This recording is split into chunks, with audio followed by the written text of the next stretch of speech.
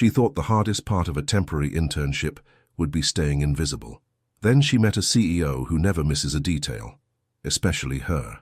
Every pause, every breath, every glance. The tension is so obvious, even the office walls feel like they're holding their breath. And when he finally decides to tease her with that dangerous little nickname, trust me, you'll be yelling, "Get them out of that elevator." The elevator doors slid open on the 42nd floor with a soft chime that did nothing to calm Scarlett Bennett's racing heart. She stepped into the lobby of Simmons Capital Management, her sensible black heels clicking against polished marble that probably cost more than her entire year's rent. The reception area was all glass and steel, modern art pieces adorning walls that seemed to stretch endlessly upward. Everything screamed power, wealth, control, everything she wasn't. At 25, Scarlett had learned to make herself small, unnoticeable. It was safer that way. Her chestnut hair was pulled back in a simple, professional bun, nothing fancy, nothing that drew attention. The grey blazer she wore was 2 years old but well-maintained, paired with black slacks that were practical and forgettable. She clutched her portfolio against her chest like a shield, feeling the weight of the temporary contract inside. 3 months. Just 3 months as a temporary administrative assistant, and she could add Simmons Capital to her resume. Then maybe, finally, someone would offer her something permanent, something stable, something that wouldn't end. "Ms. Bennett?" A sharp voice cut through her thoughts. A woman in her 50s with silver hair and an expression that could freeze lava approached. "I'm Margaret, Mr. Simmons's executive assistant. Follow me." Scarlett followed through a maze of glass-walled offices where people in expensive suits moved with purpose. She caught glimpses of them glancing her way, assessing, dismissing. She was used to it. The temporary girl, the placeholder. Here today, gone in 90 days. Margaret stopped before a set of imposing double doors. "Mr. Simmons doesn't tolerate lateness, incompetence, or excuses. He expects perfection. You'll be supporting him directly during the merger preparation. Can you handle that?" Scarlett straightened her spine, lifting her chin slightly. "Yes, ma'am." Margaret's expression didn't soften, but something flickered in her eyes. Maybe approval, maybe pity. "We'll see." She knocked twice and opened the door without waiting for a response. The office was massive. Floor-to-ceiling windows overlooked the New York skyline, the morning sun casting golden light across a space that was more like a luxury apartment than a workplace. Dark wood, leather furniture, shelves lined with books that actually looked red, and behind an enormous desk sat a man who made Scarlett forget how to breathe. If this story is touching your heart, show your support. Leave a like, subscribe to the channel, and share it with your friends. Every action helps us keep bringing you new stories full of emotion. Logan Simmons was 35 and devastatingly handsome in a way that seemed almost unfair. Tall, she could tell even with him seated, with broad shoulders that filled out his tailored navy suit perfectly. His hair was dark, styled with just enough casualness to suggest he didn't try too hard, but looked perfect anyway. Strong jaw, high cheekbones, and eyes the color of warm honey that looked up from the document he was reading and locked onto hers. The world tilted slightly. Those eyes weren't just beautiful. They were penetrating, intelligent, and completely, utterly cold, like amber frozen in ice. "Mr. Simmons, this is Scarlett Bennett, your temporary assistant for the merger project," Margaret announced. He stood, and Scarlett's assessment was confirmed. He was tall, easily 6'2", with a presence that filled the room. He moved around the desk with fluid grace, extending his hand. "Ms. Bennett." His voice was deep, controlled, professional. No warmth, no welcome. She took his hand, and the contact sent an unexpected jolt through her system. His palm was warm, his grip firm but not crushing. For a moment, just a fraction of a second, something flickered across his face. Surprise, confusion, but it vanished so quickly, she thought she'd imagined it. "Mr. Simmons," she managed, proud that her voice didn't shake. "Thank you for the opportunity." He released her hand, but she could still feel the phantom warmth of his touch. "Margaret will get you set up. I expect the briefing documents for the Riverside merger on my desk by 3. They're in the shared drive. Familiarize yourself with the files and prepare a summary, no more than 2 pages. It was a dismissal, clear and efficient. "So of course," Scarlett said. As Margaret led her out, Scarlett didn't look back, but she felt his gaze on her like a physical touch, tracking her movement until the doors closed between them. Logan Simmons stood perfectly still for exactly 5 seconds after the door closed. Then he returned to his desk, sat down and stared at the document in front of him without seeing a single word. What the hell was that? He'd shaken hands with hundreds, thousands of people. Business partners, investors, employees. It was mechanical, meaningless. A social requirement he executed with the same precision he applied to everything else in his carefully controlled life. But when Scarlett Bennett's hand touched his, something had shifted. A crack in the ice he'd been living inside for 3 years. Just a hairline fracture, barely there, but undeniable. He didn't like it. Logan had built his empire on control. Total, absolute control. Of his emotions, his reactions, his life. After his parents died in that car accident, coming to see him to celebrate his success, their deaths his fault because they'd been traveling to him, he'd made a choice. No more dreams. No more hopes for things like family dinners and grandchildren and houses filled with laughter. Just work. Just strategy. Just winning. It was cleaner that way. Safer. So why had his pulse kicked up when she'd walked into his office? Why had he noticed the way the morning light caught the few loose strands of her hair, turning them copper? Why had he registered that her eyes were an unusual shade of grey-green, like the ocean before a storm? He pushed the thoughts away with practiced efficiency, focusing back on the contract in front of him. She was temporary, 90 days. Then she'd be gone, and everything would return to normal. This momentary distraction meant nothing. But 3 hours later, when Scarlett knocked on his door and entered carrying the briefing documents, Logan caught himself noticing the graceful way she moved, and when she leaned over his desk to point out a specific clause she'd flagged as potentially problematic, a clause his legal team had somehow missed, he caught the faintest scent of something soft and sweet. Vanilla, flowers, something that didn't belong in the sharp, sterile world of corporate finance. Something that made him want to lean closer. "You found this on your first read-through?" he asked, genuinely impressed despite himself. She straightened, and was that a blush on her cheeks? "I, used to work at a law firm, just as a file clerk, but I picked up a few things.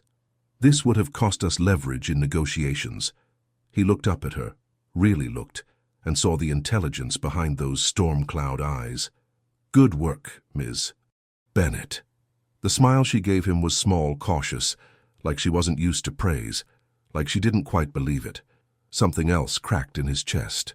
"Thank you, Mr. Simmons," she said softly, and left his office with those same measured steps. Logan sat back in his chair, loosening his tie slightly.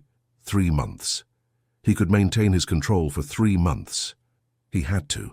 Because the alternative, letting someone in, caring about someone, risking the kind of loss that had nearly destroyed him, was not an option. The ice would hold. It always did. But as he returned to his work, Logan found his mind drifting back to grey-green eyes and the scent of vanilla, and he wondered, just for a moment, if he was lying to himself. Outside his office, Scarlett leaned against Margaret's desk, trying to calm her racing heart. She was in so much trouble. Because Logan Simmons wasn't just handsome, he wasn't just successful, he was magnetic in a way that terrified her. And when he'd looked at her with those honey gold eyes and said, "Good work," she'd felt something she hadn't felt in years. Chosen. And that was the most dangerous feeling of all. The first week passed in a blur of coffee runs, document reviews, and meetings where Scarlett sat in the corner taking notes, while Logan commanded the room like a general directing troops. She watched him work with a mixture of awe and frustration. He was brilliant. There was no denying that. The way he could analyze complex financial models, spot weaknesses in proposals, and negotiate terms that left even seasoned executives nodding in reluctant agreement was nothing short of masterful. But he was also infuriatingly cold, professional to the point of being robotic. He never raised his voice, never showed emotion, never revealed anything beyond the absolute minimum required for the task at hand, until the elevator incident on Friday afternoon. Scarlett had stayed late finishing a presentation for Monday's board meeting. Most of the office had emptied out by 7, leaving the 42nd floor eerily quiet. She gathered her things, exhausted but satisfied with the work, and headed for the elevators. The doors were just beginning to close when a hand shot through, triggering them to reopen. Logan stepped inside. They were alone. The elevator was spacious, designed to hold at least a dozen people comfortably, but somehow it felt impossibly small as the doors slid shut. Scarlett pressed herself against the back wall, clutching her bag, acutely aware of every breath she took. He stood near the panel, hands in his pockets, staring straight ahead, completely composed, completely unaffected. While she felt like her entire body was vibrating at a frequency only dogs could hear, the elevator began its descent. 30 seconds of silence. That was all she had to endure. She could do this. She was a professional. She would not. He shifted his weight, and the movement sent a waft of his cologne her way. Or maybe it wasn't cologne. Maybe it was just him. Clean, masculine. Something with notes of cedar and bergamot, and something else she couldn't identify, but that made her want to step closer and breathe deeper and... Stop it, Scarlett. She turned her head slightly, pretending to check something in her bag, but really she was just trying to catch that scent again without being obvious. God, what was wrong with her? This was her boss, her temporary boss. She was acting like a teenager with a crush, and she was better than this. She'd learned a long time ago not to want things she couldn't have. The elevator jolted slightly, a minor hiccup in its descent, and Scarlett stumbled forward. Logan's hand shot out, steadying her by the elbow. The touch was brief, professional, but it sent electricity racing up her arm. "You okay?" His voice was closer than she expected, deeper. She looked up and found him watching her with an expression she couldn't quite read. For a moment, his honey-colored eyes seemed less frozen, almost warm. "I'm fine," she managed. "Thank you." He didn't let go immediately. His thumb brushed against the inside of her elbow. Accidentally or intentionally, she couldn't tell, and she felt that touch everywhere.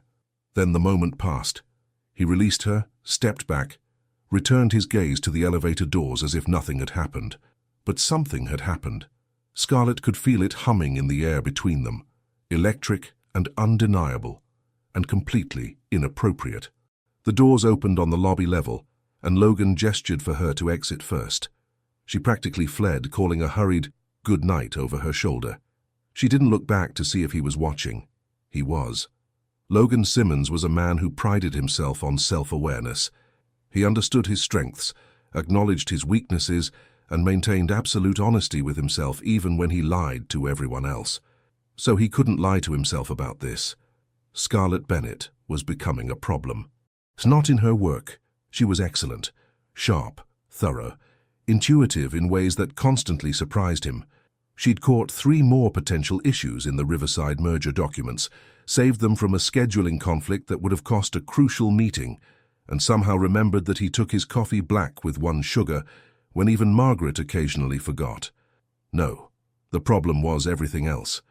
The problem was the way she bit her lower lip when she was concentrating, the way she tucked that 1 stubborn strand of hair behind her ear every 15 minutes like clockwork, the way she smiled, really smiled, not the polite professional version, when she thought no one was watching.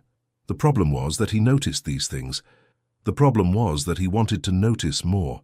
Monday morning brought a new challenge, the preliminary meeting with Riverside's executive team. It was crucial, first impressions that would set the tone for the entire merger process. Logan had prepared meticulously, as always. He had his strategy, his talking points, his backup plans for the backup plans. What he didn't have was a plan for how distracting Scarlett would be sitting across the conference table from him, taking notes with focused intensity, while the morning light from the windows turned her hair into shades of copper and gold. "Mr. Simmons!" He snapped his attention back to Gerald Matthews, Riverside's CFO, who was clearly waiting for a response to a question Logan hadn't heard. Unacceptable. This never happened. He never lost focus. "Could you repeat that?" Logan asked smoothly, as if he'd been considering his response rather than admitting distraction. The meeting continued, and Logan forced himself into the zone, that place of pure concentration where nothing existed except strategy and numbers and winning. It worked. By the time they broke for lunch, he'd secured preliminary agreement on 3 of the 5 major sticking points. "Excellent work," Margaret murmured as the Riverside team filed out. "You had the meeting out of your hand." Logan didn't respond. He was watching Scarlett gather her materials, efficiently organizing papers into folders with those graceful movements that shouldn't be fascinating but somehow were. "She's good," Margaret continued, following his gaze. "Quick learner. Reminds me of myself 30 years ago." She paused, then added carefully, "She's temporary, Logan." The use of his first name made him look at his executive assistant. Margaret rarely broke professional boundaries, which meant this was important. "I'm aware," he said coolly. "Are you?" Margaret's expression was knowing. "Because I've worked for you for 8 years, and I've never seen you look at anyone the way you look at her." "I don't—" Logan started, then stopped. Lying to Margaret was pointless. She'd been his parents' assistant before becoming his, and she knew him too well. "It doesn't matter. She's here for 3 months, then she's gone. End of story." "Is it?" Margaret asked quietly. "Or is that just what you're telling yourself because you're terrified?" Logan's jaw tightened. "I'm not having this conversation. You've been half alive for 3 years, Logan, ever since—" "Stop!" His voice went arctic. "We're not discussing this." Margaret held his gaze for a long moment, then nodded. "As you wish, Mr. Simmons." The return to formality was deliberate. A retreat. She left him alone in the conference room with his thoughts and the faint scent of vanilla that lingered in the air. That afternoon, Scarlett found herself in Logan's office again, this time to review follow-up items from the morning meeting. She sat across from him, noting the way he'd loosened his tie slightly, the way the late afternoon sun highlighted the sharp angles of his face. She was being ridiculous. She knew it, but knowing it didn't stop her heart from racing every time he looked at her with those impossibly beautiful eyes. "Ms. Bennett, are you listening?" She jerked her attention back to the present. "Yes, sorry. You were saying we need to prepare alternative proposals for the equity split. I was saying that 10 minutes ago. Just now I asked if you had dinner plans." Scarlett's brain short-circuited. What?" For the first time since she'd met him, Logan Simmons looked uncomfortable. He shifted in his chair, a muscle ticking in his jaw.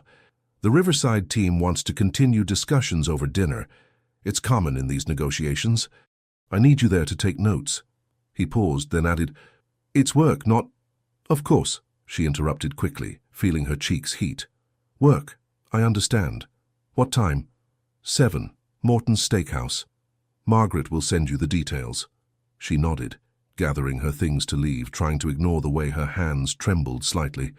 It was just work, a working dinner, nothing more. She was almost to the door when his voice stopped her. "Scarlett." She froze. It was the first time he'd used her first name. It sounded different in his voice, intimate somehow, dangerous. She turned back. "Yes?" He was standing now, backlit by the windows, and the setting sun turned him into a silhouette edged in gold. Beautiful and untouchable. "Wear something comfortable," he said. "These dinners tend to run late." It was a kindness, a small consideration for her comfort. But the way he said it, with that slight roughness in his voice, made it feel like something more. "Thank you, Mr. Simmons," she whispered.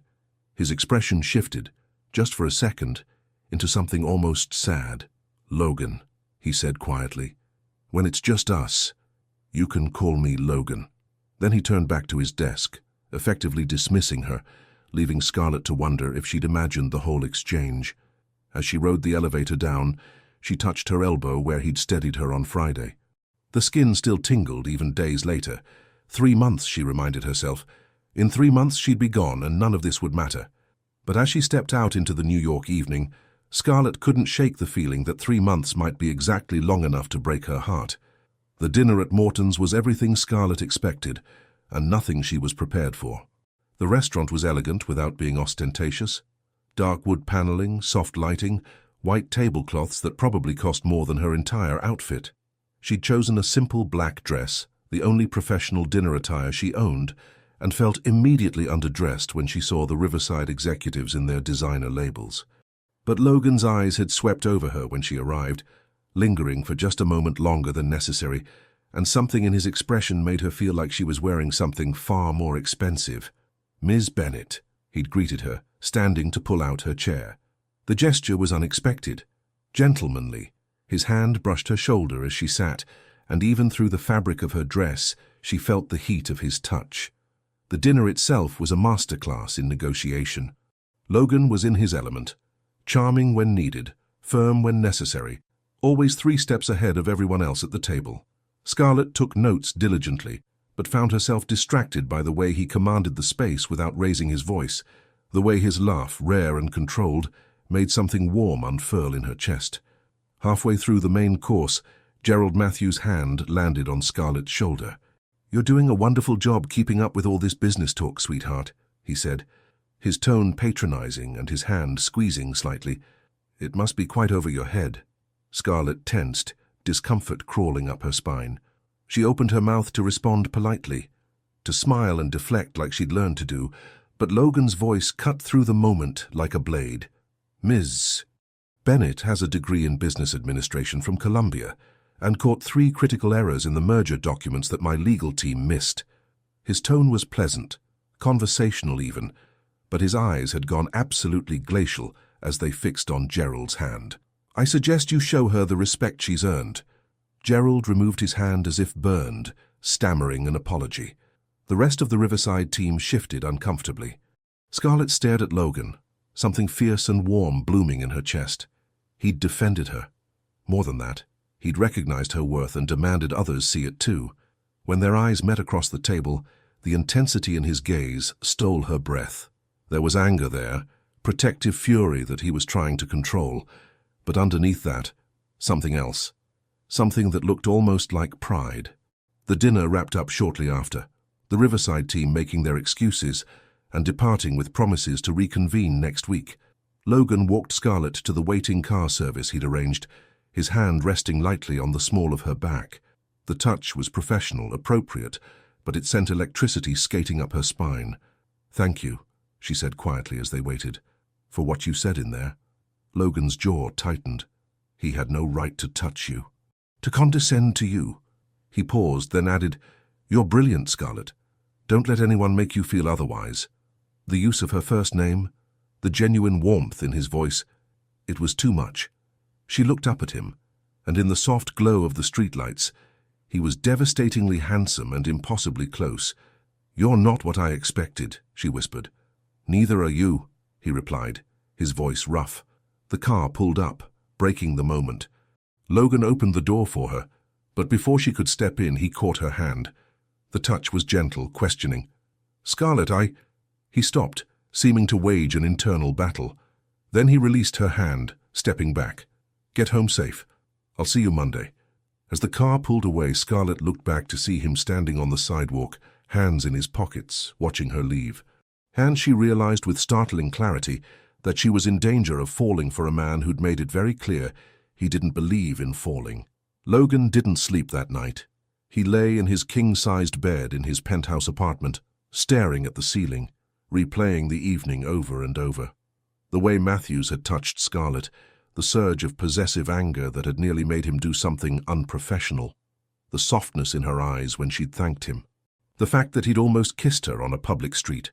He'd caught himself at the last second, remembering who he was, what he'd promised himself after his parents died. No attachments, no vulnerabilities, no chances for loss to destroy him again. But Scarlett was making him forget those promises. He got up at 4 in the morning, went to his home gym, and punished himself with a brutal workout. Control. He needed control. By the time he showered and dressed for the office, 3 hours earlier than necessary, he'd convinced himself that what he felt was simple attraction. Physical. Manageable. He could handle this. Except when Monday came, and Scarlett walked into his office with coffee and those storm-cloud eyes, every resolution he'd made crumbled. "Good morning," she said, setting the cup on his desk. "I added a little vanilla creamer. I noticed you seem to enjoy sweet things despite the tough guy exterior." It was teasing, playful, completely inappropriate for their professional relationship, and it made him smile. Actually smile. Not the controlled professional version, but something real. "Observant," he said, taking a sip. It was perfect. "Dangerous skill." "I'm full of dangerous skills," she replied, then immediately blushed, as if realizing how that sounded. Logan set down his cup, leaning back in his chair to study her. "Are you flirting with me, Ms. Bennett?" Her eyes widened. No, I would never. That's completely inappropriate, he supplied, but he was still smiling. Unprofessional? Yes, she breathed. Good, he said softly. Because if you were, I'd have to admit that I find it extraordinarily appealing, and that would be a problem. The air between them crackled with tension. Scarlett's lips parted slightly, and Logan found his gaze drawn to her mouth. One step. That's all it would take. One step around his desk, and he could. Mr. Simmons? Margaret's voice came through the intercom, shattering the moment. Your 9 o'clock is here. Logan cleared his throat, forcing himself back into professional mode. Send them in. Scarlett practically fled, leaving behind the scent of vanilla and the echo of something dangerous and thrilling hanging in the air. The week progressed in a series of moments that felt like barely contained combustion. Every interaction between them seemed charged with electricity. Every accidental touch, passing documents, standing too close in the elevator, her hand brushing his when reaching for the same file, sent shockwaves through both of them. On Wednesday, Scarlett brought lunch to his office because he'd been in back-to-back meetings all morning. She'd remembered that he mentioned liking Italian food and had picked up pasta from the place 2 blocks over. You didn't have to do this, Logan said, but he was touched in a way that he couldn't quite explain. I know, she replied simply. I wanted to. On Thursday, he stayed late to help her prepare presentation materials for the board meeting, even though he could have delegated it. They worked side by side, and when she reached up to pull a file from the top shelf, nearly losing her balance, his hands went to her waist to steady her. Time stopped. She was pressed against him, his hands spanning her waist, her back to his chest. He could feel her heart racing, or maybe that was his own. The scent of her shampoo, something floral and sweet, filled his senses. I've got you, he murmured, and meant it in ways that had nothing to do with the current moment. She turned her head slightly, and her cheek was so close to his that he could feel the warmth of her skin. Logan, she whispered, and hearing his name from her lips nearly undid him. He should let go. He knew he should let go. Instead, his thumbs traced small circles against her sides, feeling her sharp intake of breath. Tell me to stop, he said, his voice barely above a whisper. I can't, she admitted. They stood frozen like that for heartbeats that felt like eternities. Then Logan's phone buzzed with an urgent message from Margaret, and reality crashed back. He released her carefully, stepping back, putting necessary distance between them. I'm sorry, that was... Don't, Scarlett interrupted, turning to face him. Her eyes were bright, her cheeks flushed. Don't apologize, don't pretend it didn't happen. Don't go back to being the Ice King who doesn't feel anything. You don't understand, Logan said roughly. I can't... Can't what? Feel something. Want something? Or is it that you're scared? The words hit like a physical blow because they were true. He was terrified. Terrified of wanting her. Terrified of losing her. Terrified of the way she made him feel alive for the first time in 3 years. You're temporary, he said, and hated how hollow it sounded. In 2 months, you'll be gone. Something flashed in her eyes, hurt, quickly masked. Right. Temporary. I should remember that. She grabbed her bag, moving toward the door. I'll see you tomorrow, Mr. Simmons. The return to formality felt like a door slamming shut. After she left, Logan sank into his chair and put his head in his hands. He was losing control. The very thing he'd built his entire life around was crumbling because of a woman with chestnut hair and storm-cloud eyes who made him remember what it felt like to hope. And hope, he'd learned, was the most dangerous thing of all. But as he sat alone in his office, surrounded by the trappings of his success, Logan couldn't shake the feeling that maybe, just maybe, danger was exactly what he needed. Friday brought rain, the kind of autumn downpour that turned New York City streets into rivers and made everyone miserable. Scarlett had forgotten her umbrella, of course, and arrived at the office looking like a drowned cat. Her carefully styled bun had given up entirely, wet strands clinging to her face and neck. Her blazer was soaked through, and her shoes squelched with every step. Margaret took one look at her and disappeared, returning with a towel and a sympathetic smile. There's a change of clothes in the executive locker room. 3rd floor. Mr. Simmons keeps spare items for emergencies. Help yourself. I couldn't possibly... You'll catch pneumonia in those wet clothes, Margaret said firmly. Go. I'll let him know you'll be a few minutes late. The executive locker room was obscenely luxurious, all marble and heated floors and fluffy towels. Scarlett found a section labeled with Logan's name and felt like she was trespassing on sacred ground. But she was shivering, so she rifled through until she found a pair of sweatpants that would be enormous on her and a Columbia University hoodie that smelled like cedar and bergamot and him.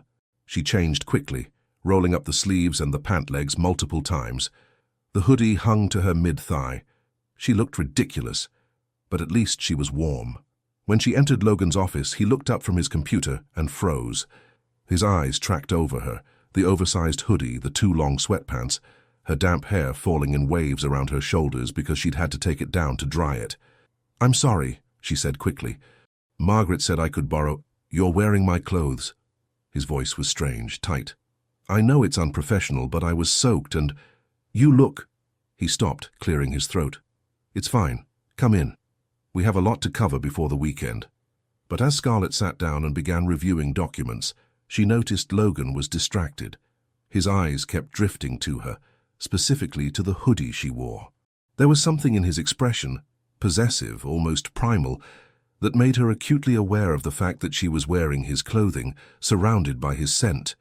"Stop looking at me like that," she said finally, unable to take the tension anymore. "Like what?" "Like," she gestured helplessly, "like you're thinking about something that has nothing to do with merger documents." Logan leaned back in his chair, a slow smile spreading across his face. It transformed him, made him look younger, less burdened, devastatingly attractive. "What if I am?" he challenged. Scarlett's heart stumbled. This was dangerous territory.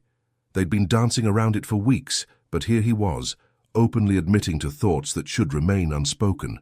"Then we should focus on work," she said, but her voice lacked conviction. "Should we?" He stood, walking around his desk with predatory grace. "Or should we stop pretending this isn't happening?" "What isn't happening?" Her voice was barely a whisper. He stopped in front of her chair, close enough that she had to tilt her head back to look at him. "This. You. Me. The fact that I think about you constantly. That I notice everything. How you bite your lip when you're concentrating, how you tuck that same strand of hair behind your ear every 15 minutes, how you smell like vanilla and something floral that drives me insane. Logan. The fact that seeing you in my clothes is doing things to me that are completely inappropriate for the workplace." He reached out, tucking that stubborn strand of hair behind her ear himself, his fingers lingering against her skin. "Tell me I'm alone in this. Tell me you don't feel it too, and I'll stop." Scarlett couldn't breathe, couldn't think. All she could do was feel. The heat of his touch, the intensity of his gaze, the way her entire body seemed to lean toward him like he was gravity. "I can't tell you that," she admitted, "because it would be a lie." His eyes darkened. "Scarlett," Margaret's voice crackled through the intercom. "Mr. Simmons, your 10:30 conference call is ready." Logan stepped back abruptly, running a hand through his hair in frustration. "Tell them I need 5 minutes," he said tersely. The moment shattered, leaving them both breathing hard, staring at each other across a distance that felt both too far and not far enough. "We can't do this," Scarlett said, standing. "I'm temporary. You said it yourself. In 2 months I'll be gone, and— What if you weren't?" The question hung in the air between them. "What?" Logan's expression was conflicted, torn between desire and fear. "What if I asked you to stay? Not as a temporary assistant, as—" He stopped, shaking his head. "Never mind. Forget I said anything. I have a call." He turned away, dismissing her, but Scarlett saw the tension in his shoulders, the rigid set of his jaw. He was fighting something, fighting himself. And she was fighting too, fighting the hope that had just sparked to life in her chest, at the possibility that maybe, just maybe, she wasn't as temporary as she thought. The weekend passed in a blur of confusion and longing. Scarlett spent Saturday in her small studio apartment, wearing Logan's hoodie because she'd forgotten to return it, and telling herself that was the only reason. She buried her face in the soft fabric, breathing in his scent, and hated herself for being so pathetic. But she couldn't help it. She was falling for him, hard, fast, completely against her better judgment. Her phone buzzed with a text. "Unknown number. It's Logan. I got your number from your employee file. I hope that's not overstepping. I wanted to check that you got home safely yesterday. Scarlett stared at the message for a full minute before responding. Not overstepping. I got home fine. Thank you for checking. 3 dots appeared, disappeared, appeared again. Are you doing anything today? Her heart kicked into overdrive. Just some errands, why? I was wondering if you'd like to grab coffee, as colleagues, to discuss the Riverside merger outside the office. It was a terrible idea. The worst idea. Saying yes would blur lines that were already dangerously blurred. What time? She typed before she could stop herself. An hour later, Scarlett found herself in a small cafe in Greenwich Village, sitting across from Logan Simmons in jeans and a casual sweater that somehow made him look even more attractive than his perfectly tailored suits. He looked younger like this, more approachable, almost normal, except there was nothing normal about the way her pulse raced when he smiled at her over his coffee cup. I lied, he said, after a few minutes of small talk about work. About what? This isn't about the merger. I just wanted to see you. Scarlett's breath caught. Logan, I know all the reasons why this is a bad idea. He set down his cup, leaning forward. You're my employee. You're temporary. I'm your boss. The power dynamic is all wrong. I'm 10 years older than you. I'm scared, Scarlett finished softly. You're scared. I can see it. Logan's jaw tightened. For a moment, she thought he might deny it. But then something in his expression crumbled, and he looked at her with such raw vulnerability that it nearly broke her heart. 3 years ago, I lost my parents in a car accident, he said quietly. They were coming to visit me, to celebrate a business deal I'd just closed. If they hadn't been traveling to see me, they'd still be alive. Oh, Logan. Scarlett reached across the table, covering his hand with hers. He stared at their joined hands like he was memorizing the sight. After they died, I made a decision. No more hoping for things. No more dreaming about futures that might never come. Just work. Just success. Just control. He looked up, his honey-colored eyes bright with unshed tears. And then you walked into my office and suddenly I'm thinking about things I swore I'd never think about again. What things? She whispered. Home. Family. Someone to come back to at the end of the day who makes all of this, he gestured vaguely, means something. He turned his hand over, threading his fingers through hers. You scare me, Scarlett, because you make me want to hope again. And hope is terrifying when you've already lost everything once.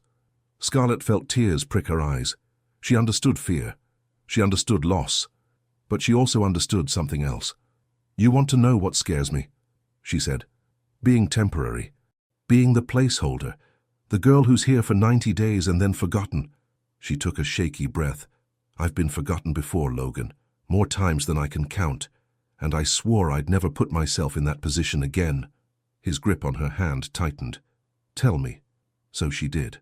In that quiet cafe, with rain pattering against the windows, Scarlett told him about being 4 years old when her parents died in a fire, about the foster homes, about being adopted at 7 by a couple who seemed perfect, until they decided 7 months later that she was too quiet, too sad, too damaged, about being sent back like a defective product. I learned early that I wasn't worth keeping, she said, wiping at her eyes, that I was temporary, replaceable, so I stopped hoping for permanent. I stopped wanting things I couldn't have. And now, Logan asked, his voice rough with emotion, now I'm terrified because I want something I definitely can't have. What? She met his eyes. You. The confession hung between them, raw and honest and dangerous.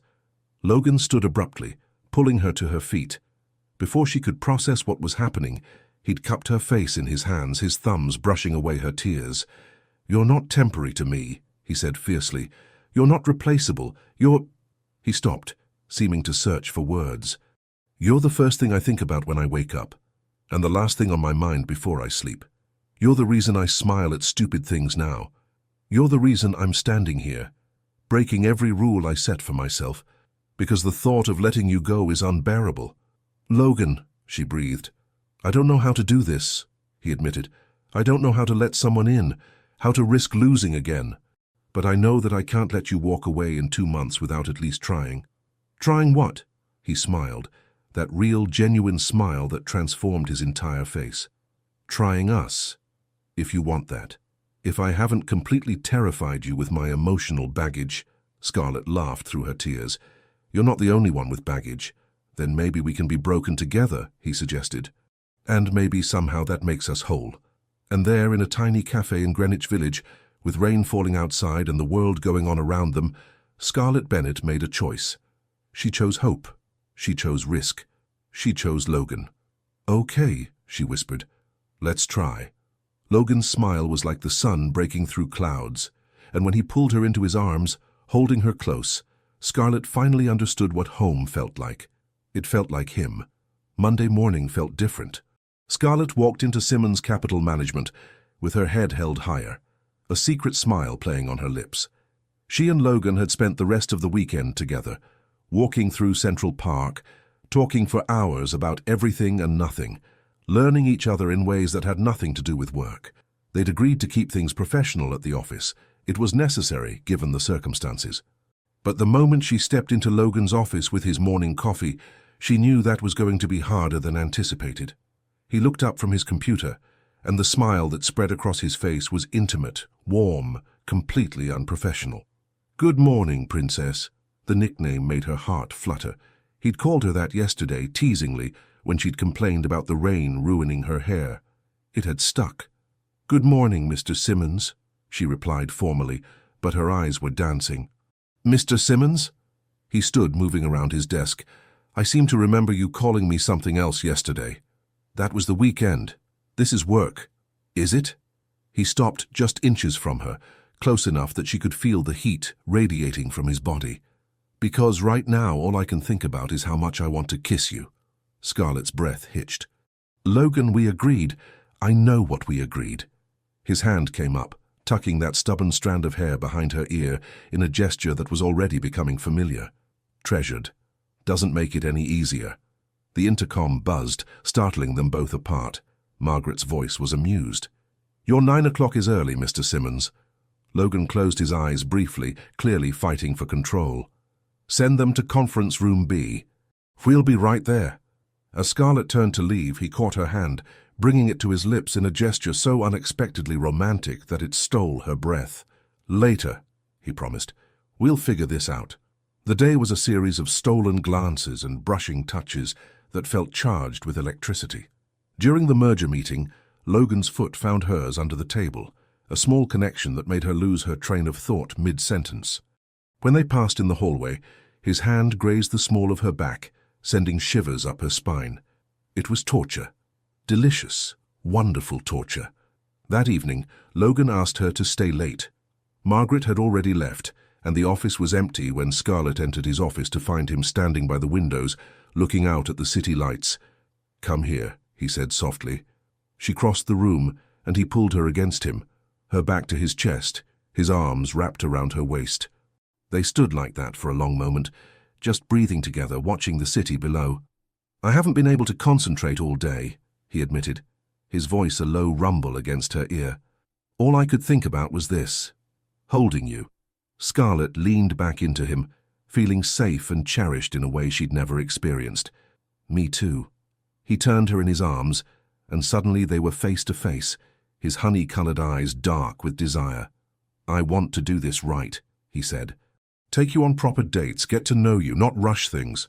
"But," she prompted, seeing the conflict in his expression, "but you're wearing that perfume that drives me crazy, and you're looking at me like that, and I'm trying very hard to be a gentleman here, Princess." Scarlett smiled, feeling bold. "What if I don't want you to be a gentleman right now?" Logan's control snapped. His mouth crashed onto hers in a kiss that was nothing like she'd imagined. It was desperate, hungry, full of weeks of pent-up longing. His hands tangled in her hair, pulling it free from its bun, and she clutched at his shoulders like he was the only solid thing in a spinning world. When they finally broke apart, both breathing hard, Logan rested his forehead against hers. "We should stop," he said, but made no move to release her. "We should," she agreed, pulling him back down for another kiss. This one was slower, deeper, more thorough. Logan's hands mapped her body with reverent touches, her waist, her back, her face. She could feel how much he was holding back, the restraint costing him. "Scarlett," he groaned against her lips, "we need to slow down." Why? She was breathless, dizzy with desire. Because when I make love to you, and I will, it's not going to be in my office on a desk. He pulled back slightly, cupping her face. You deserve better than that. You deserve romance. Candlelight. Time. Her heart melted at the tenderness in his voice, the promise in his eyes. Okay, she whispered.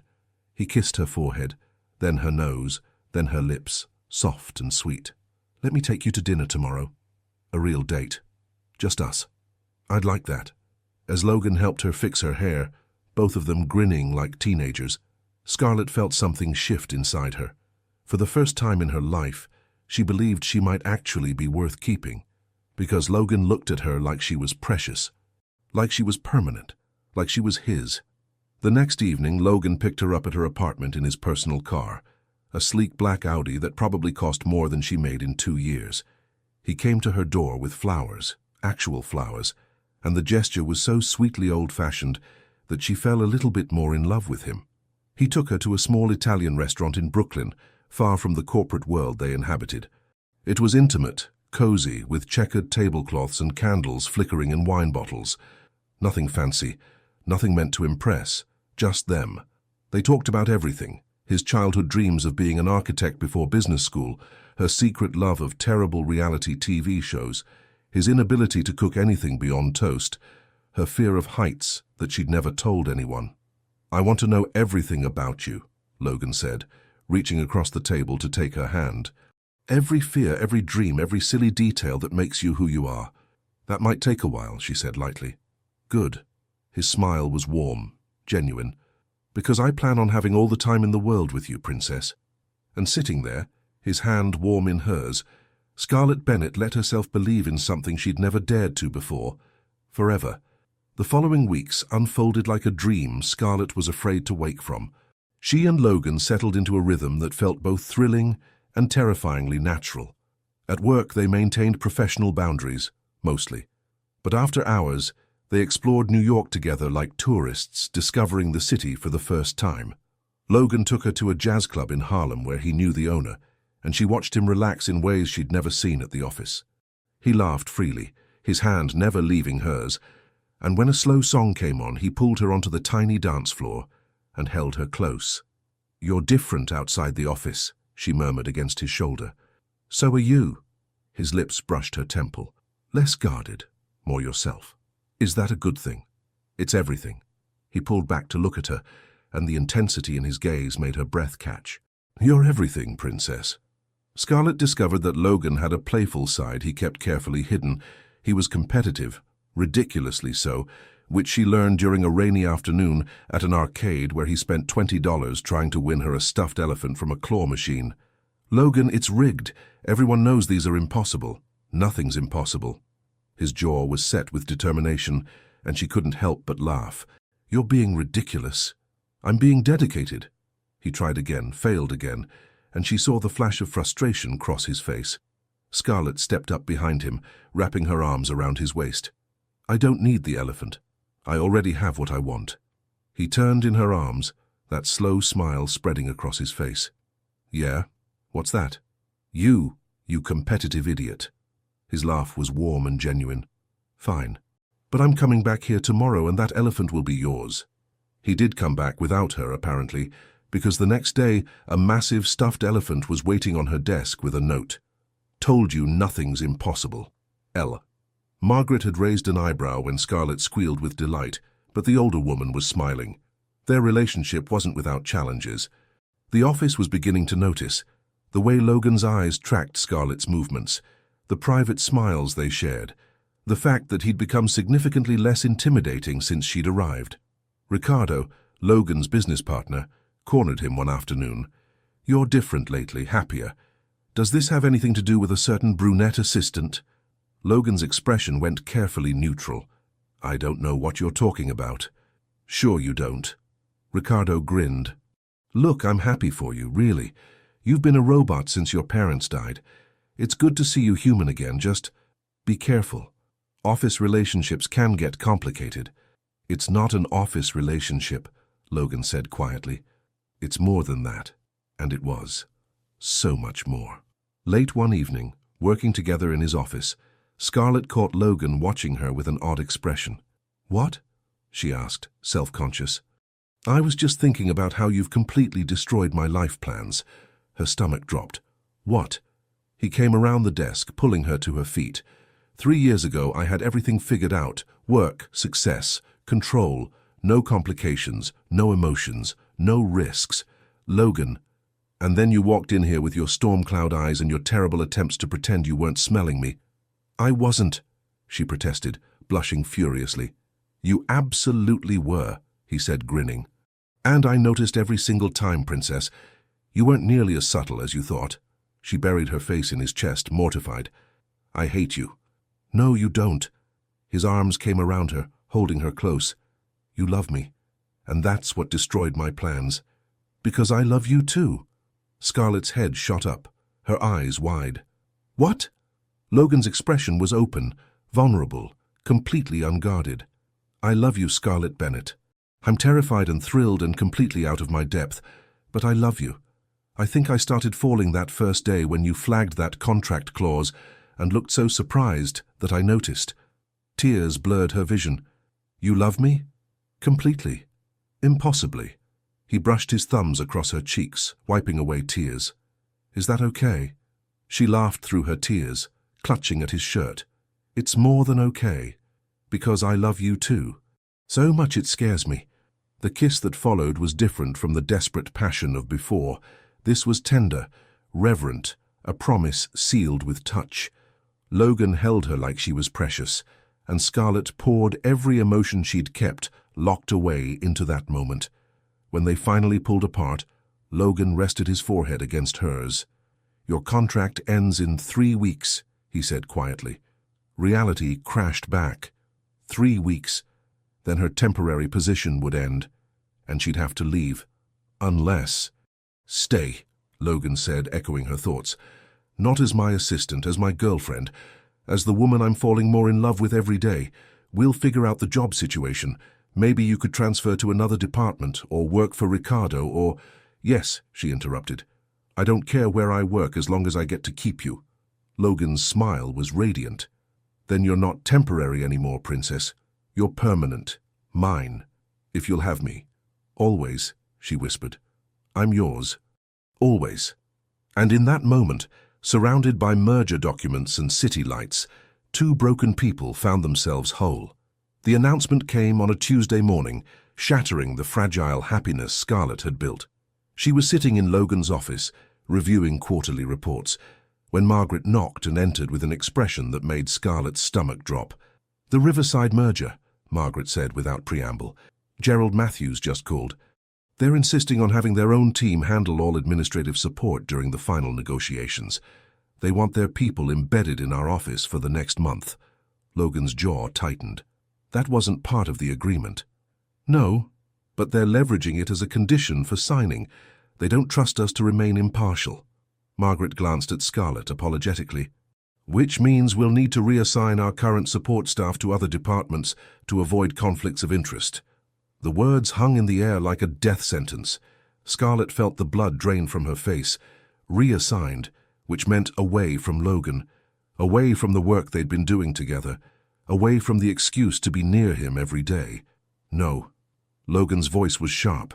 "Find another solution. Logan, if we don't comply, they'll walk. This merger represents 40% of our projected growth for the next 2 years. We can't—" I said no. He stood abruptly. "Give me 24 hours. I'll figure something out." After Margaret left, silence filled the room. Scarlett stared at her hands, fighting the familiar feeling of being unwanted, temporary, replaceable. "Hey!" Logan was beside her in an instant, kneeling so they were eye level. "Look at me, Princess." She met his gaze, seeing her own fear reflected in his honey-colored eyes. "This doesn't change anything between us," he said firmly. "You hear me? Nothing changes." "Everything changes," she whispered. "They're taking away my reason to be here. Your reason to be here is that you're brilliant and talented and essential to this company. The merger is just one project." He cupped her face, his touch gentle. "And even if they reassign you, we're still us. Still together." But Scarlett knew the reality. Office relationships were complicated enough without adding the perception of favoritism. If she stayed at Simmons Capital as Logan's girlfriend, every achievement would be questioned, every promotion would be scrutinized. "Maybe I should take that other offer," she said quietly. Logan's hands dropped. What other offer? She'd been putting off telling him, afraid of his reaction. "Davidson Financial called last week. They want me to start as a junior analyst. Permanent position, good salary." She took a shaky breath. It would solve everything. No conflicts of interest, no whispers about favoritism. "It would also mean you'd be working for our competitor." Logan's voice was carefully controlled, but she could see the tension in his shoulders. "Is that what you want? I want to be with you without feeling like I'm jeopardizing your business or my career. Then we'll find another way." "What other way?" Scarlett stood, frustration bubbling over. "You're the CEO. I'm a temporary assistant. No matter where I work in this company, people will talk. They'll say I'm only here because I'm sleeping with you." "We're not sleeping together," Logan interrupted. "Yet. But we will be, and then what? How do I prove I'm more than just the boss's girlfriend? How do I show that I earned my place?" The question hung between them, heavy with implications. Logan ran a hand through his hair, the gesture revealing his own frustration. "So, you'd rather leave? Start over somewhere else?" "I don't want to leave you," Scarlett said, her voice breaking. "But I also don't want to be the reason people doubt your judgment. Or mine." He crossed to her, pulling her into his arms despite her resistance. "Listen to me," he said against her hair. "I don't care what people think. I care about you, about us. We'll figure this out." "How?" "I don't know yet. But I didn't build a billion-dollar company by giving up when things got complicated." He pulled back, tilting her chin up. "And you're worth fighting for, Princess. Worth every complication." Scarlett wanted to believe him, wanted to trust that love could conquer practical realities. But she'd learned young that wanting something didn't make it possible. "I need time to think," she said. Logan's expression tightened with something that looked like fear, but he nodded. "Okay, take the time you need. But Scarlett?" He waited until she met his eyes. "Don't run because you're scared. If you take that job, make sure it's because you want it, not because you're protecting yourself from being hurt." The words hit too close to home. Because that's exactly what she was doing. Building walls, preparing for inevitable abandonment, pushing away before she could be pushed.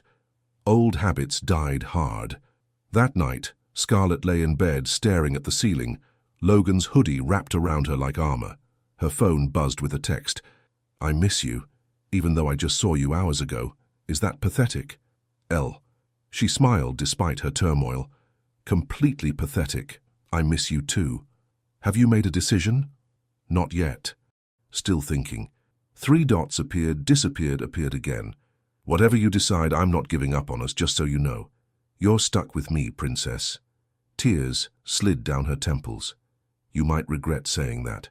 "Impossible. I could never regret you." Scarlett clutched the phone to her chest, feeling the war between her head and her heart. Her head said, take the safe option, the new job, clean break, protect herself. Her heart said, fight for what they had, risk the pain, choose love. For the first time in her life, Scarlett didn't know which voice to listen to. But as she drifted to sleep, still wearing Logan's hoodie and breathing in his scent, she knew one thing with absolute certainty. Leaving him would hurt more than any rejection she'd ever faced. The question was whether she was brave enough to stay. Scarlett made her decision Wednesday morning, but not the one anyone expected. She walked into Logan's office at 8 sharp, resignation letter in hand.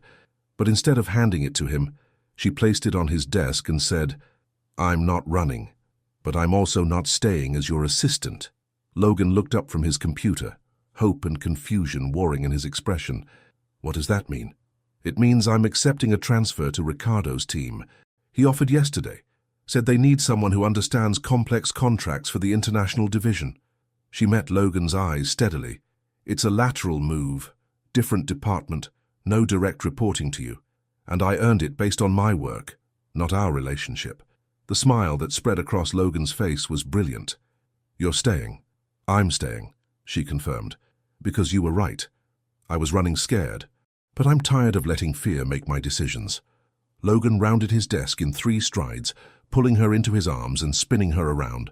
His laugh was pure joy, unguarded and free.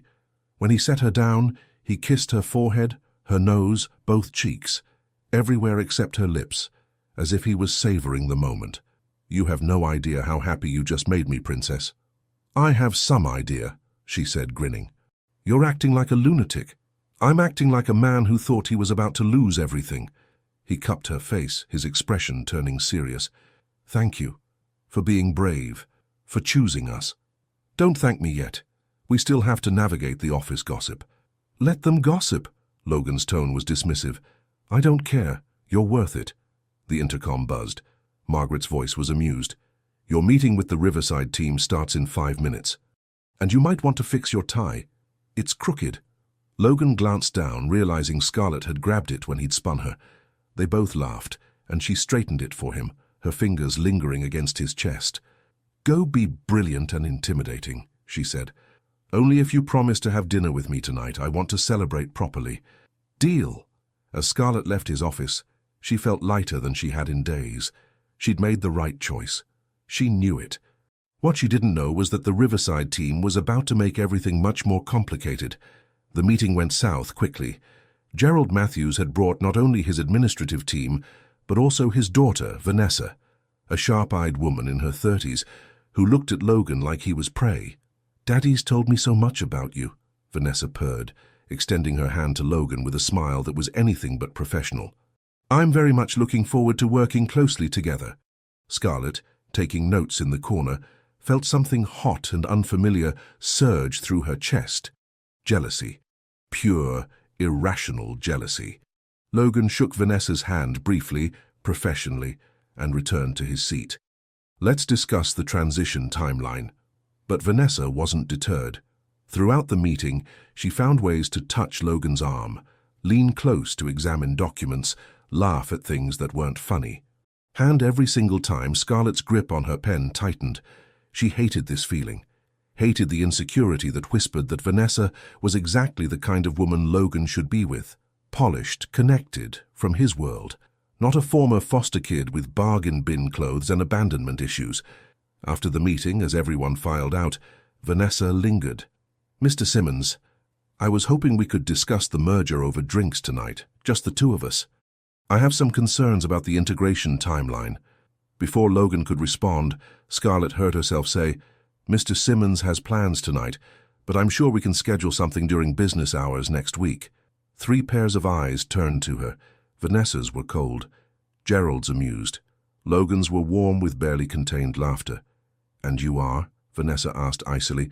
"Scarlett Bennett. I handle Mr. Simmons's schedule." It wasn't technically true anymore, but Vanessa didn't need to know that. "How territorial," Vanessa said, her smile sharp. "Don't worry, sweetheart, I'm only interested in business."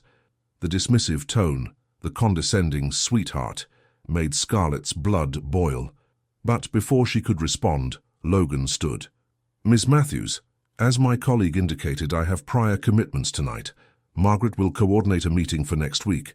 Gerald, I'll have the revised timeline to you by Friday." It was a clear dismissal. Gerald took his daughter's arm, steering her toward the door, but Vanessa shot one last look over her shoulder, a look that promised this wasn't over. When they were alone, Logan turned to Scarlett, eyebrows raised. "Jealous, Princess?" "Absolutely not," she lied. "Really, because you just very territorially informed her that I'm unavailable. I was protecting your schedule." "Uh-huh." He crossed to her, backing her against the wall with a predatory smile. You know what I think." "What?" She tried to sound annoyed, but probably just sounded breathless. "I think you were about 30 seconds from clawing her eyes out." His hands braced on either side of her head, caging her in. "And I think it's incredibly attractive." "You're delusional." "Am I?" He leaned closer, his lips nearly brushing hers. "Say it. Admit you were jealous." "Fine," Scarlett huffed. "I was jealous. She was touching you and looking at you like you were dessert, and I wanted to throw my notebook at her perfectly styled head." "Happy?" Logan's smile was triumphant. "Ecstatic, because you have absolutely nothing to be jealous about. There's only one woman I want touching me, looking at me, being with me.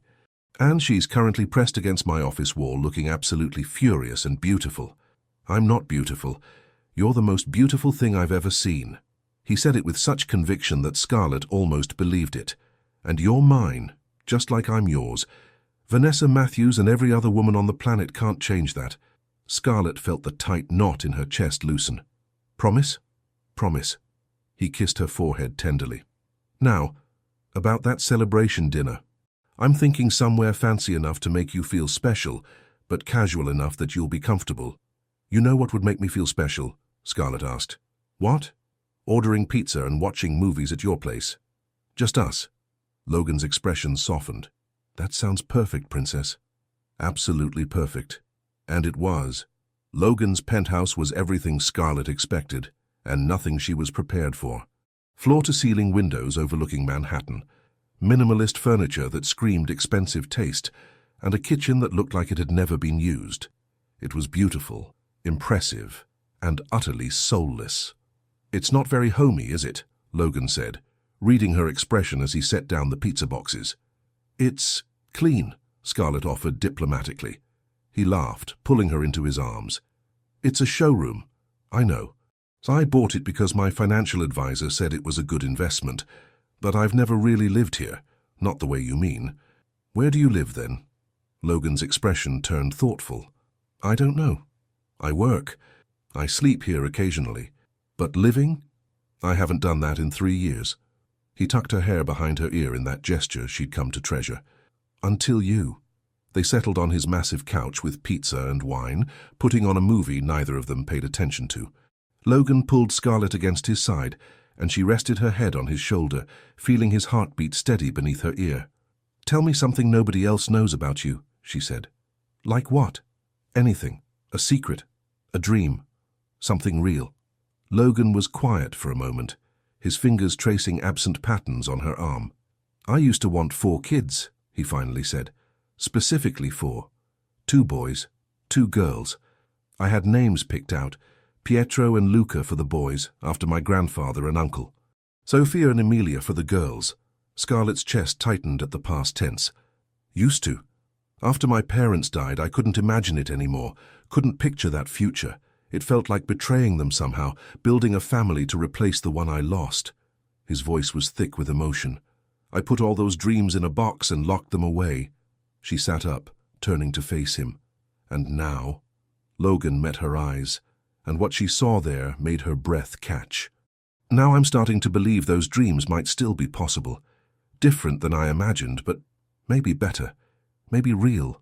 He cupped her face gently. You make me want to hope again, Scarlett. That terrifies me. Me too, she whispered.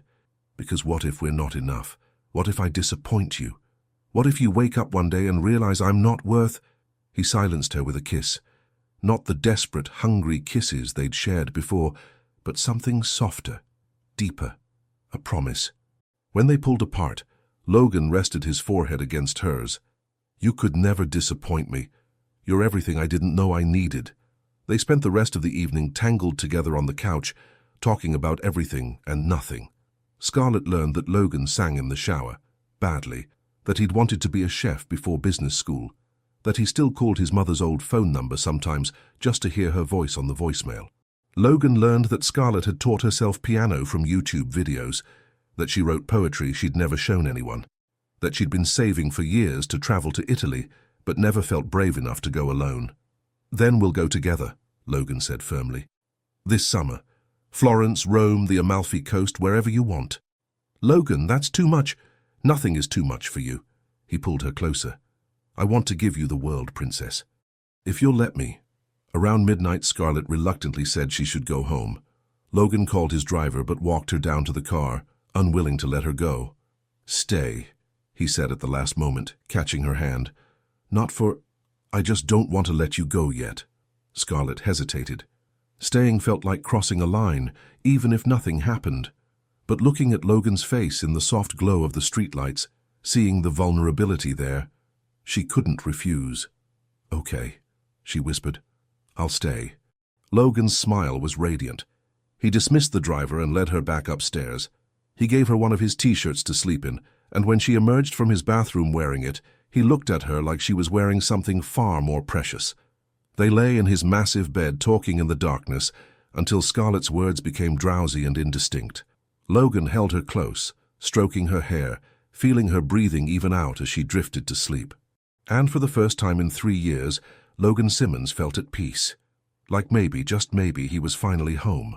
Scarlett woke to sunlight streaming through unfamiliar windows and the warm weight of Logan's arm around her waist. For a moment, panic seized her.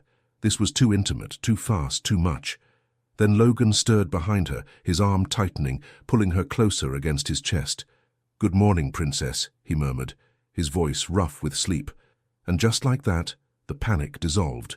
This felt right. Perfect. Like exactly where she was supposed to be. "Good morning," she whispered back.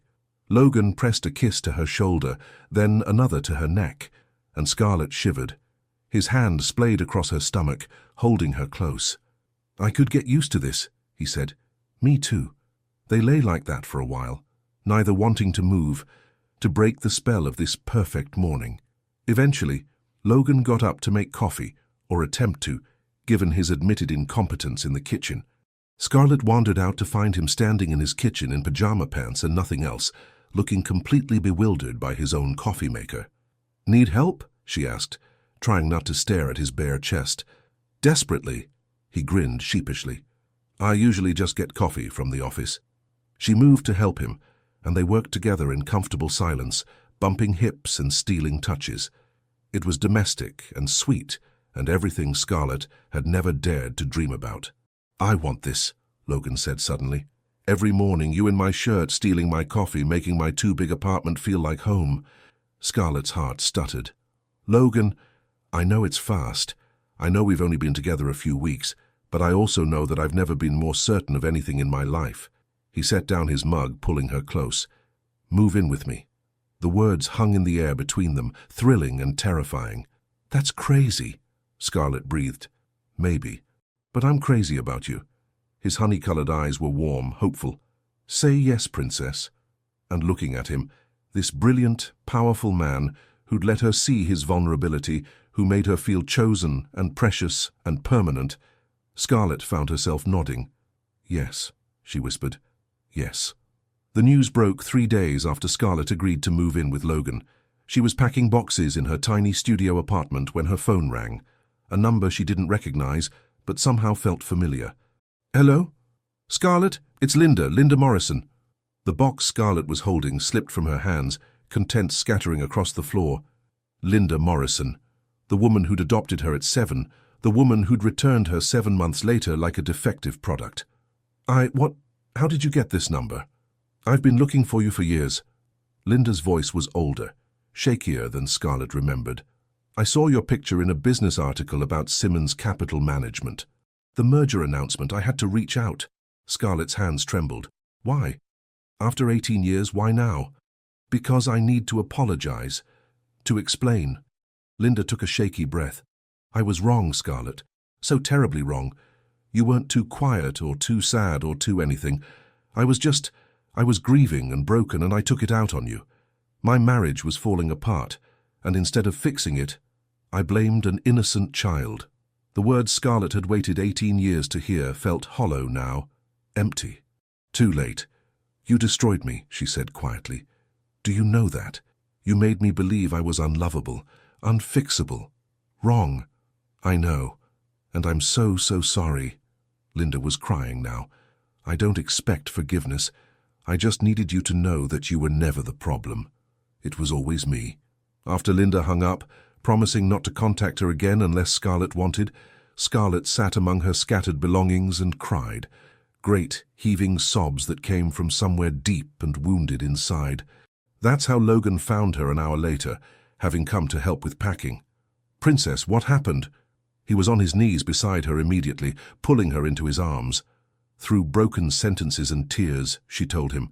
About Linda's call, about the apology that came too late, about the wound that was suddenly raw and bleeding again. "She doesn't get to do this," Scarlett said fiercely, pulling away from Logan's embrace. "She doesn't get to waltz back into my life and expect forgiveness just because her conscience is finally bothering her." "No," Logan agreed. "She doesn't.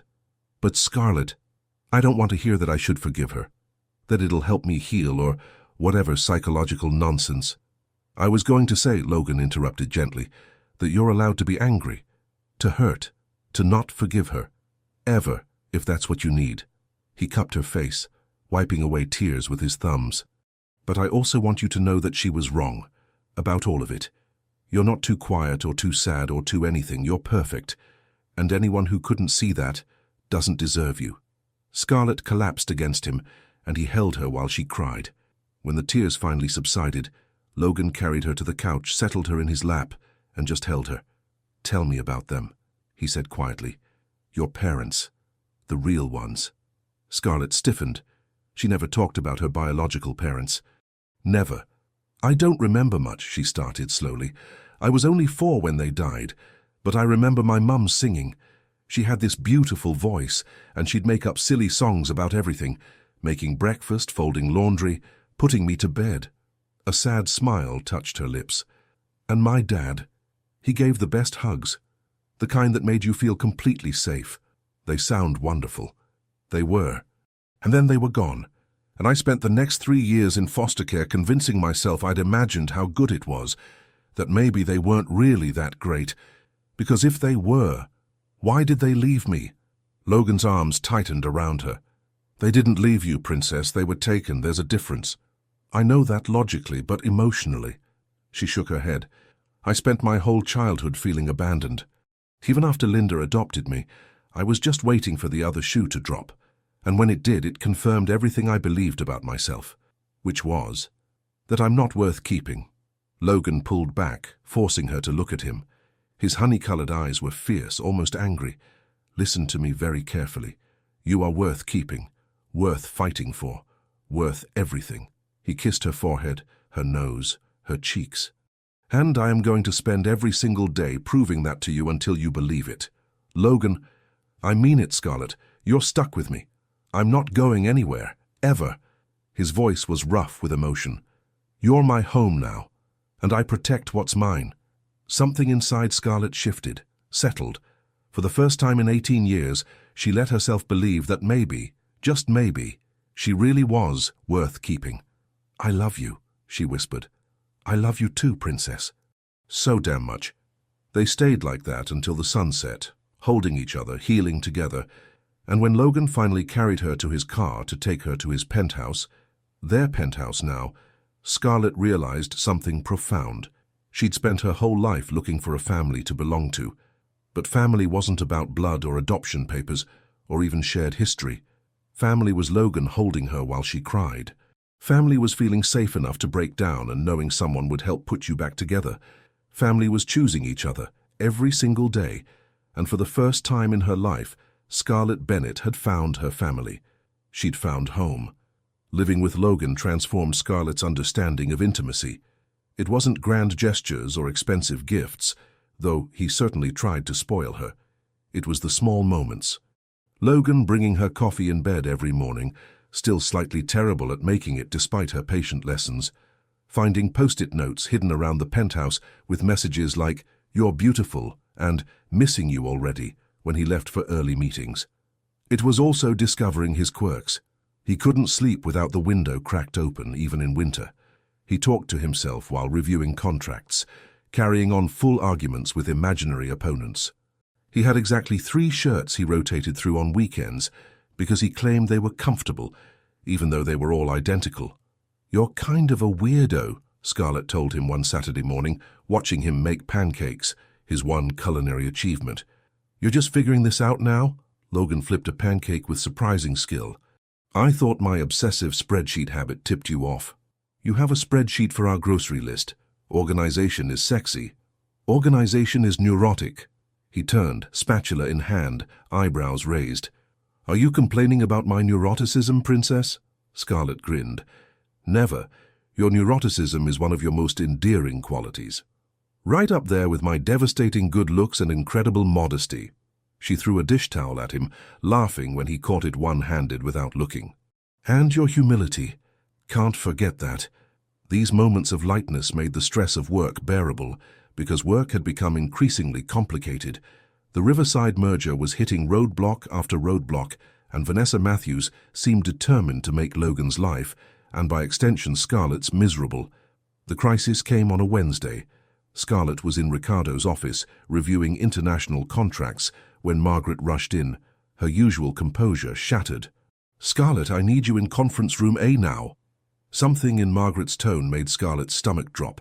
She followed quickly, entering to find Logan standing rigid, his face a mask of barely controlled fury, while Vanessa sat at the table looking smug. "What's going on?" Scarlett asked.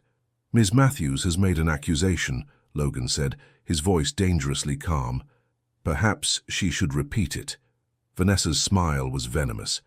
"I'm simply concerned about potential conflicts of interest. It's come to my attention that you and Mr. Simmons are living together. My father and I feel this compromises the integrity of the merger negotiations." Scarlett's blood ran cold. "That has nothing to do with—" "Doesn't it?" Vanessa stood, circling like a predator. "You worked directly for Mr. Simmons during the preliminary negotiations. How do we know you didn't share confidential information? That your relationship wasn't designed to manipulate the terms in Simmons Capital's favor?" "That's absurd," Logan snapped.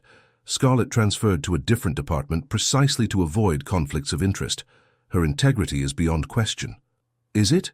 Or are you too personally involved to see clearly?" Vanessa's eyes glittered. "My father is prepared to walk away from this merger unless we can guarantee complete transparency. Which means either Ms. Bennett leaves Simmons Capital entirely, or we're done here." The ultimatum hung in the air like a guillotine blade. Scarlett felt the familiar panic rising, the old instinct to run, to protect herself, to leave before she could be left. She opened her mouth to say she'd resign, but Logan spoke first. "Then we're done." His voice was steel. "Because I won't negotiate with threats, and I certainly won't sacrifice good people to appease baseless accusations." "Logan, this merger is worth millions," Vanessa started. "I don't care." He moved to stand beside Scarlett, his presence solid and unwavering. "Some things are worth more than money. Integrity, loyalty, love." He took Scarlett's hand, threading his fingers through hers. "And I choose her. Every time." Vanessa's face flushed with anger. "You're making a mistake." "The only mistake I made was not calling out your manipulation sooner." Logan's smile was sharp. "Your father will hear from our lawyers about the breach of good faith negotiations. We're done here." After Vanessa stormed out, Scarlett turned to Logan, her heart hammering. "You just walked away from 40% of your projected growth. I walked away from a toxic partnership with people who don't share our values." He cupped her face gently. "And I'd do it again in a heartbeat. You are more important than any merger, any profit margin, any business deal. You're everything." Scarlett felt tears prick her eyes. "I love you. I love you too, Princess. And I'm never letting you go." As they stood in the empty conference room, hands clasped, Scarlett realized something profound. Logan had chosen her. Publicly, definitively, without hesitation. She was finally, truly chosen. And it felt like coming home. The fallout from the Riverside merger collapse was swift and brutal. The board called an emergency meeting. Investors demanded explanations. Business media speculated about Logan's judgment. Through it all, he remained calm, controlled, unshakable. But Scarlett saw the toll it took. The tension in his shoulders when he thought she wasn't looking. The way he'd wake at 3 in the morning to review financial projections. The fear, carefully hidden but present, that he'd made a catastrophic mistake. "Talk to me," she said one night, finding him on the penthouse balcony staring at the city lights. Logan pulled her against him, wrapping his arms around her from behind. "I'm fine." "You're a terrible liar." She turned in his arms, forcing him to look at her. "You're worried." He was quiet for a long moment. "What if I was wrong? What if I let my feelings cloud my judgment?" "That merger would have tied you to people who use manipulation and threats as negotiation tactics," Scarlett interrupted firmly. "You made the right call, the ethical call. Ethics don't pay salaries or keep the company solvent." "Logan Simmons, you brilliant stubborn man." She grabbed his face, making him focus on her. "You built a billion-dollar company from nothing. You'll find another opportunity, a better one, with people who actually deserve to work with you." His expression softened. "How are you so sure?" "Because I know you. I've watched you work. You're the smartest person I've ever met. And you don't give up." She smiled. "Also, you're ridiculously competitive. There's no way you're letting Vanessa Matthews win." Logan's laugh was surprised and genuine. "You're right. God, you're absolutely right." He kissed her forehead, then her nose, lingering close to her lips, but not quite closing the distance. The restraint was killing both of them. "What would I do without you? Probably make terrible coffee and live in an empty showroom." "Definitely." His arms tightened around her. "You've changed everything, you know. Before you, I was just going through the motions. Now I actually want to build something meaningful. A legacy. A life. You already have all that." "Not without you, I don't." His honey-colored eyes were intense, vulnerable. "Scarlett, I need to ask you something important." Her heart stuttered. "Okay." But before Logan could continue, his phone rang.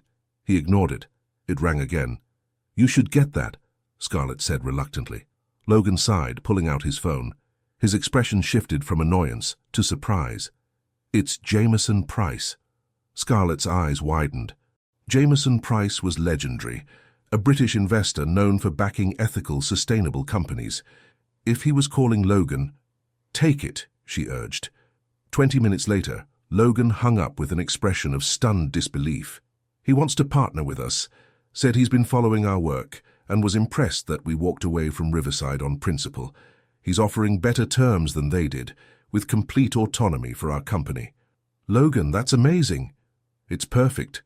Better than perfect." He grabbed her, spinning her around, his laugh pure joy. "You were right. You're always right. I should record this moment. Logan Simmons admitting I'm right. Don't get used to it, princess." But he was grinning, and the weight that had been crushing him for days had lifted. They celebrated that night with champagne and take-out Chinese food, sitting on the floor of the living room like college kids. Logan told her about his plans for the partnership, eyes bright with excitement she hadn't seen in weeks. "I want to do things differently this time," he said. "Build something that matters, that my parents would be proud of." "They already would be proud of you." Logan was quiet, then said softly, "I think they'd love you, my mom especially. She always said I needed someone who wouldn't let me take myself too seriously." Scarlett felt tears prick her eyes. "I wish I could have met them." "Me too." He pulled her closer, kissing the top of her head. "But I think they sent you to me anyway. A gift I didn't know I needed." As they sat together in comfortable silence, Scarlett realized that everything had led to this moment. Every rejection, every hardship, every moment of doubt had brought her here, to Logan, to home, and she wouldn't change a single thing. The next morning, Logan woke Scarlett with kisses and coffee, still slightly terrible but made with love. "Get dressed, princess. We're celebrating properly." "Where are we going?" "It's a surprise." His smile was mysterious. "Trust me?" Scarlett looked at this man who'd chosen her over millions, who'd fought for her, who'd made her believe in permanent. "Always," she said, and meant it with every fiber of her being. Logan's surprise was a weekend trip to the Catskills, a beautiful lodge surrounded by autumn foliage, far from the chaos of New York City. When they arrived Friday evening, Scarlett gasped at the sight. The cabin wasn't rustic. It was elegantly appointed with floor-to-ceiling windows overlooking a private lake, a fireplace already crackling, and a bedroom that made her heart race with anticipation and nervousness. "Logan, this is private," he finished, pulling her close. "Just us. No work, no interruptions, no world, just you and me." They spent Saturday exploring the area, hiking trails ablaze with fall colors. Logan held her hand the entire time, pointing out wildlife, telling stories from his childhood camping trips with his parents. Scarlett watched him come alive in ways she'd never seen, relaxed, playful, completely present. That evening, Logan cooked dinner, or attempted to. Scarlett sat on the counter, sipping wine and laughing as he somehow managed to burn pasta. "I thought you could make pancakes," she teased. "Pancakes are the extent of my abilities. This is clearly beyond me." He abandoned the stove, moving to stand between her legs. "We could order pizza again." "Or we could just not eat," Scarlett said boldly, surprising herself. Logan's eyes darkened. "Princess, if we start this, I'm not stopping. I've been holding back for months and my control is—" He broke off, his jaw tight. Scarlett cupped his face, forcing him to look at her. "Then don't hold back. I don't want you to. I want you, Logan, all of you." "Scarlett." Her name was a prayer, a plea. "Are you sure?" "I've never been more sure of anything." What happened next was nothing like Scarlett had imagined. It wasn't rushed or desperate. Logan took his time treating her like something precious and fragile. He carried her to the bedroom, laying her gently on the bed, his eyes never leaving hers. "You're so beautiful," he whispered, his hands trembling slightly as they traced her face, her shoulders, learning every inch of her with reverent touches. "I've wanted this, wanted you, for so long. I'm here," she breathed. "I'm yours." Logan kissed her then, slow and deep, pouring everything he felt into that connection. Every touch was deliberate, worshipful. He murmured against her skin, telling her she was beautiful, perfect, his. And when they finally came together, it wasn't just physical. It was two souls finding each other, two broken pieces becoming whole. Scarlett clung to him, overwhelmed by the intensity of it all. This wasn't just desire, though there was plenty of that. This was love in its purest form, trust, vulnerability, complete surrender. "I love you," Logan said against her lips, his voice rough with emotion. "God, Scarlett, I love you so much." "I love you too," she whispered back, tears sliding down her temples. "Always. I'm yours always." Afterward they lay tangled together, Logan's arms wrapped protectively around her, her head on his chest, listening to his heartbeat slow. He stroked her hair with gentle fingers, pressing kisses to her forehead. "No regrets?" he asked softly. Scarlett lifted her head to look at him. "Not even one." "You?" "Only that I waited so long." He smiled, tucking that stubborn strand of hair behind her ear. "But it was worth it. Worth waiting for the right moment. The right person. You're the only person, Princess. The only one I've ever wanted like this." They talked for hours in the darkness, sharing secrets and dreams and fears. Logan told her about the house he wanted to build. Not the one from his old plans, but something new. Something they'd designed together. Scarlett confessed that she wanted to write a book someday, something she'd never told anyone. "Then write it," Logan said simply. "I'll support you in whatever you want to do." "What if I'm terrible? Impossible, you're brilliant at everything." He kissed her softly. "But even if you were terrible, which you won't be, I'd still be proud of you for trying." As dawn broke over the lake, painting the sky in shades of pink and gold, Scarlett realized something profound. This wasn't just about finding love or being chosen. It was about choosing herself, choosing to be brave, choosing to believe she deserved this happiness. And with Logan beside her, she finally truly believed it. She was home, she was loved, she was permanent, and she was exactly where she belonged. 6 months later, Scarlett stood in the unfinished living room of the house they were building together in Westchester. It wasn't the old plans Logan had saved, this was theirs. Designed together, dreamed together, a perfect blend of both their visions. "The contractor says the kitchen will be done next week," Logan said, wrapping his arms around her from behind. "And the nursery—" He stopped, correcting himself. "The guest room should be ready by fall." Scarlett smiled at his slip. They'd been calling it the guest room, but they both knew what it would become eventually, when they were ready. "I love it," she said, leaning back against him. "I love all of it. Even the chaos, the construction dust, the fact that we're still living in the penthouse while this gets finished. Especially that." She turned in his arms. "Because it's ours. We're building it together." Logan's expression softened. "We're building everything together." He reached into his pocket and Scarlett's breath caught as he pulled out a small velvet box. "Which is why I need to ask you something." "Logan!" "Shh, let me do this right." He took a shaky breath, and she realized he was nervous. Logan Simmons, who commanded boardrooms without flinching, was nervous asking her to marry him. "Scarlett Bennett, you walked into my life when I'd given up on living. You made me laugh again, hope again, dream again. You showed me that broken people can heal each other, and that love isn't about being perfect. It's about being perfectly imperfect together." Tears streamed down Scarlett's face as he opened the box, revealing a stunning ring, a simple diamond that caught the afternoon light streaming through the unfinished windows. "Marry me," Logan said, his voice thick with emotion. "Not because it makes sense, or because it's the logical next step. Marry me because I can't imagine my life without you in it. Because you're my home, my heart, my everything. Marry me and let me spend the rest of my life proving that you were always worth keeping." "Yes," Scarlett sobbed, pulling him up and throwing her arms around his neck. Yes, yes, yes, 1,000 times yes. Logan slipped the ring on her finger, then kissed her with such tenderness that her knees went weak. When they finally pulled apart, both were crying and laughing simultaneously. "I have something to tell you too," Scarlett said, her heart pounding. "I've been waiting for the right moment, and I think—" She took his hand, placing it over her still flat stomach. "We might need to finish that guest room sooner than we thought." Logan's eyes went wide, understanding dawning. "Are you pregnant? 8 weeks?" She watched his face carefully, hoping, praying this was good news. But Logan's expression was pure joy. He dropped to his knees, pressing his forehead against her stomach, his shoulders shaking with emotion. "A baby," he whispered. "We're having a baby. Are you happy?" He looked up, his honey-colored eyes bright with tears. "Happy doesn't even begin to cover it. His voice broke. "I thought I'd never have this. Never get to be a father. And now—" He stood, cupping her face. "Now I get everything.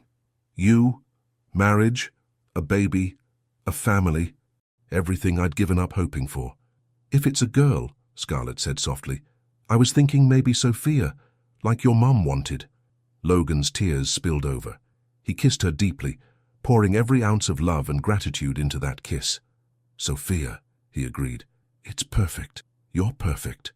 They stood in their half-built house, holding each other as the sun set through bare windows, painting everything gold. Outside, construction equipment sat silent. Inside, 2 hearts beat in perfect rhythm, soon to be 3. "I can't believe this is real," Scarlett whispered. "That I get to keep you. That this is my life. Believe it, princess." Logan's smile was radiant. "Because I'm not going anywhere. Not ever. We're permanent, remember?" "Permanent," she echoed, touching her ring, her stomach, his face. "I like the sound of that." And as they stood together in the house they were building, a house that would soon fill with laughter and love and the patter of small feet, Scarlett Bennett finally understood what it meant to be chosen. Not just chosen for a moment, but for always, forever. Home, leave your comment and share this story with someone special. It truly helps us keep bringing new stories to you. And if you want to follow every chapter of this emotional journey, subscribe to the channel and turn on the notification bell. Your support makes all the difference.